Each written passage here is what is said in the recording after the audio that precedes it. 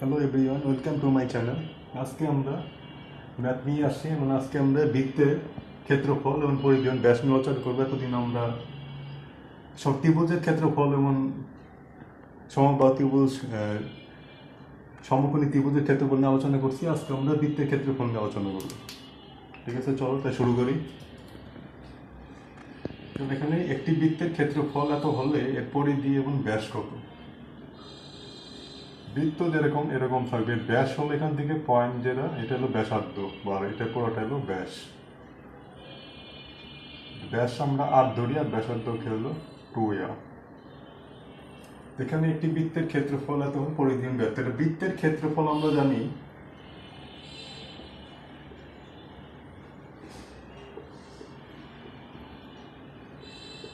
বৃত্তের ক্ষেত্রফল সমান,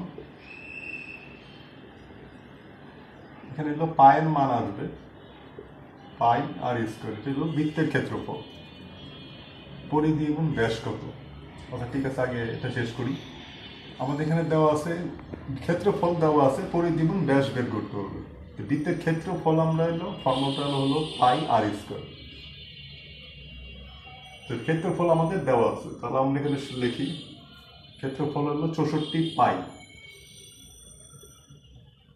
64 পাই আছে ক্ষেত্রফল, আর আমরা পাই আর স্কোয়ার হলো ক্ষেত্রফলের সূত্র। এখান থেকে আমরা ব্যাসটা বের করবো, আর সমান বের করবো। আর মানে হলো ব্যাস,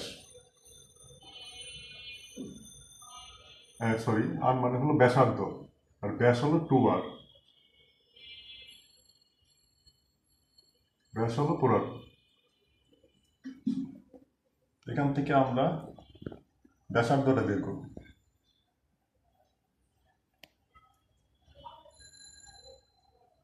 তাহলে পাই আর স্কোয়ার সমান সমান হবে 64 পাই। এখানে পায়ের মানটা আমি বলে দিই,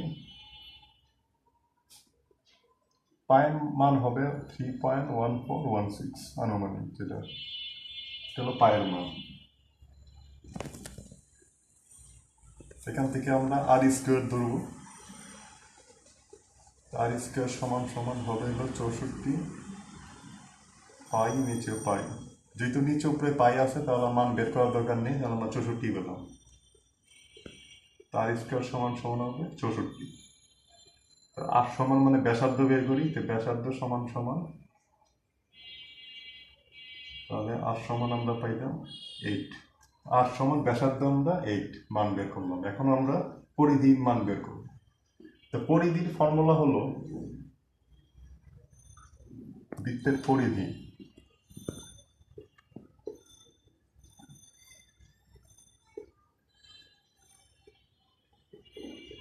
টু পাই আর। এটা হলো বৃত্তের পরিধির ফর্মুলা।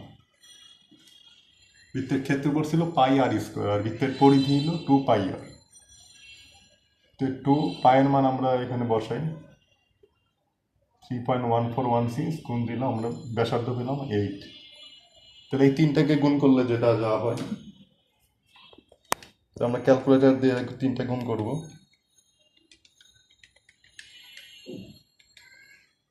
এখানে হবে 50.266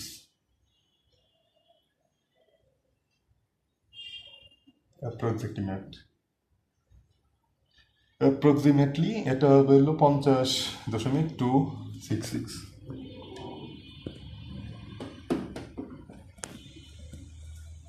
আর হলো আমাদের বের করতে হবে ব্যাস। তো বৃত্তের ব্যাস